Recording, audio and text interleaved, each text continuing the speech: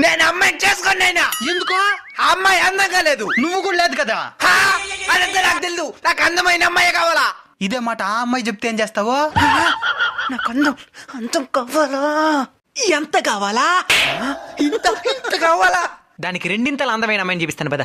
ఏంది అందమైన అమ్మాయి అని చెప్పి ఈ చెట్టు కిందకి తీసుకొచ్చినవే? ఈ చెట్టు కింద నీకు జ్ఞానోదయం అవబోతుంది. అమ్మ అందంగా ఉంటదా? మా అమ్మకేమే మహారాణి లాగా ఉంటాది. సరే ఇప్పుడు నిజాలు మాట్లాడుకుందాం. మీ అమ్మ పొలికే నీకు వచ్చింది.